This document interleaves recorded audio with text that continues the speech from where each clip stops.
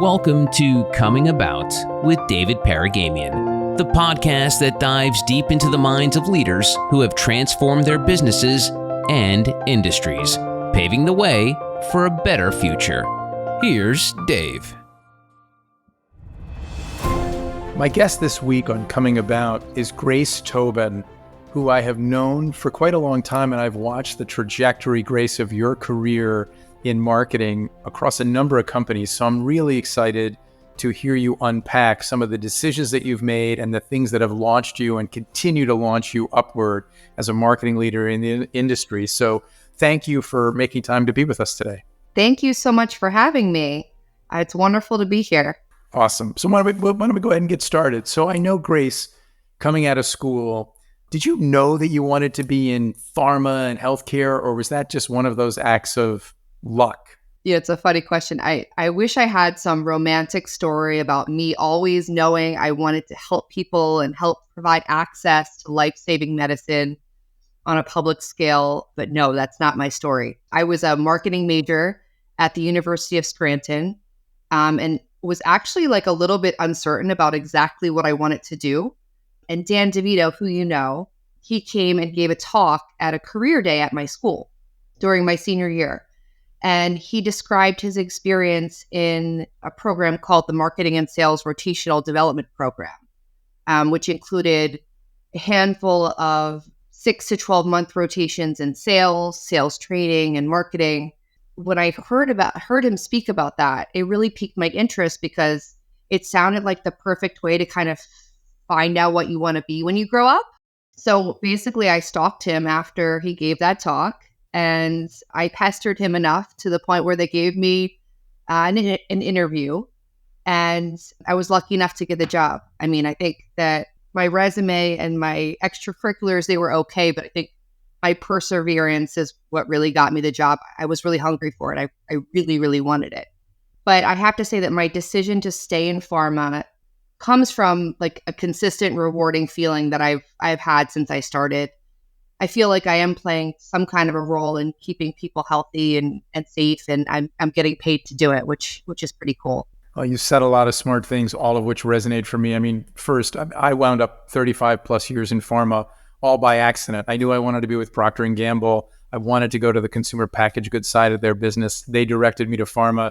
Here I am many, many years later, and super grateful for it, as you said, because although the true heroes in the story are the physician in the white coat, the patient in the room with her navigating the diagnosis and the treatment, the fact that we as healthcare communicators and marketers are in the room in a small way, helping, facilitating, it matters. It really does. And I know I say that to the folks that I work with all the time.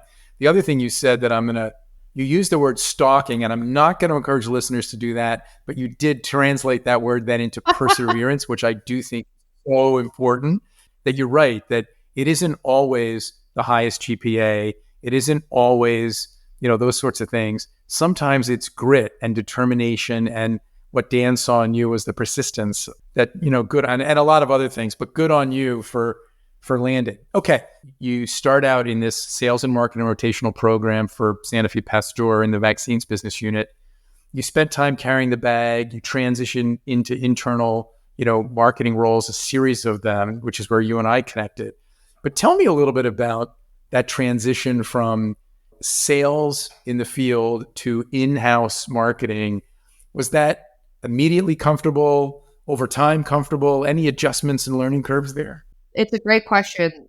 For me, actually, the transition from sales to marketing was quite hard. First of all, I was living in sunny Southern California for my sales rotation. I literally was living on a beachfront property in Santa Monica where the weather is beautiful every day. And I remember I moved from Santa Monica to Scranton, Pennsylvania in the middle of winter. That was a little rough. But the thing that was tough for me was I really had to learn how to be a corporate citizen in an office. Whereas before I had been sort of running my own business out in the field. There were a few things I did to help the transition after I had struggled for a bit. I found a couple really good mentors. I made some good friends that we started to carpool together to work. And at least we could commiserate about the commute, whatever. And I started to really just invest in my career and buckle down, and I put my head down and did good work. And I remember saying to myself, okay, this is uncomfortable right now, but this is not forever. And I think that really helped me through. I just remember consistently saying to myself, yeah, this is a rough, this is a rough transition, but it's not always going to be this way. So, enjoy the folks around you, learn as much as you can from the folks around you, and things will get better. And for me, it was a moment where I sort of, had to look back and say, wow, it's incredible how a few good people can really impact your life. I had a couple really good mentors that I probably wouldn't be here today if they hadn't, been so kind to me. So really brave pivot from beachfront Santa Monica to snowy Scranton in the middle of January.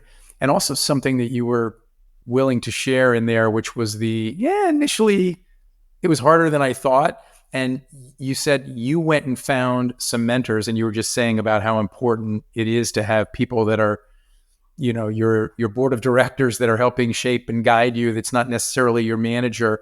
And that insight of that you went and found them, it isn't like the company said, hey, as part of this developmental program for high potential young people, here is your mentor, John Doe, Jane Doe. You're going to meet with him or her once a month.